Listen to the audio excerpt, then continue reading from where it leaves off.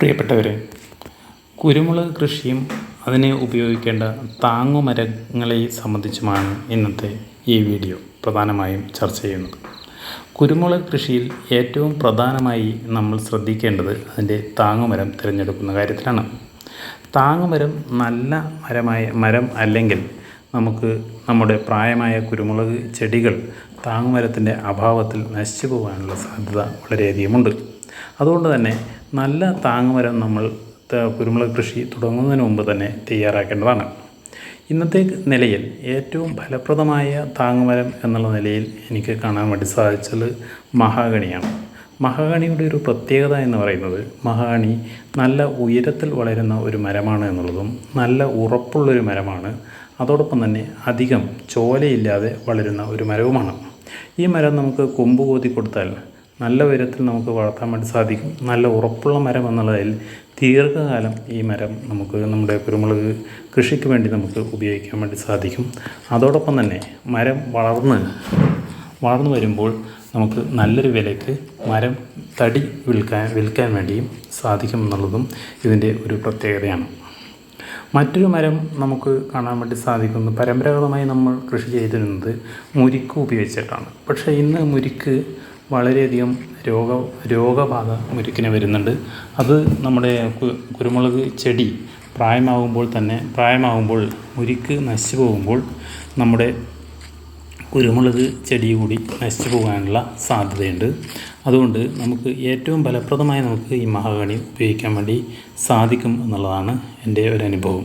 അതോടൊപ്പം തന്നെ മറ്റൊരു മരം നമുക്ക് താങ്ങുമരമായി ഉപയോഗിക്കാൻ വേണ്ടി സാധിക്കുന്നത് മുരിങ്ങയാണ്. മുരിങ്ങ ഉപയോഗിക്കുമ്പോൾ നമുക്ക് രണ്ട് തരത്തിൽ അത് പ്രയോജനപ്രദമാണ്. ഒന്ന്, നമുക്ക് മുരിങ്ങയുടെ കായ നല്ലൊരു പച്ചക്കറിയാണ്. അതോടൊപ്പം തന്നെ മാർക്കറ്റിൽ നല്ല വിലയും ലഭിക്കും.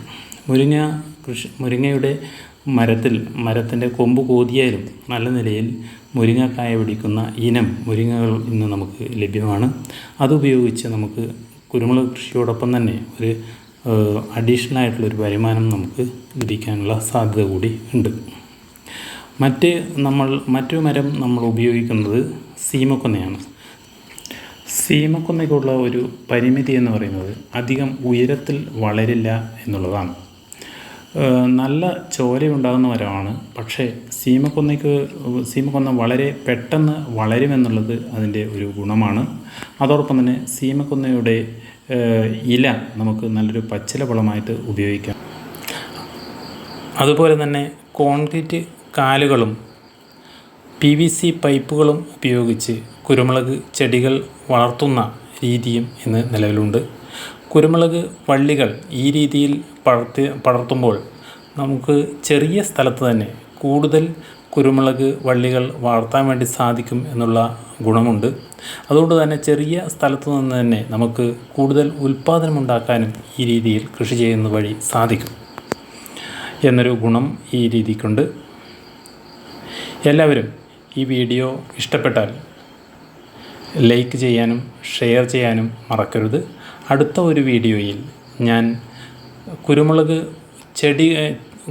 തൈകൾ എങ്ങനെയാണ് ഉണ്ടാക്കുക എന്നും എങ്ങനെയാണ് കുരുമുളക് ചെടികൾ നടേണ്ടത്, എങ്ങനെയാണ് അവയ്ക്കുള്ള പരിചരണം എന്നത് സംബന്ധിച്ച് വിശദമായ കാര്യങ്ങൾ വിശദീകരിക്കുന്നുണ്ട്. അതുകൊണ്ട് എല്ലാവരും എൻ്റെ ചാനൽ സബ്സ്ക്രൈബ് ചെയ്യണം, ലൈക്ക് ചെയ്യാനും ഷെയർ ചെയ്യാനും മറക്കരുത്. Thank you.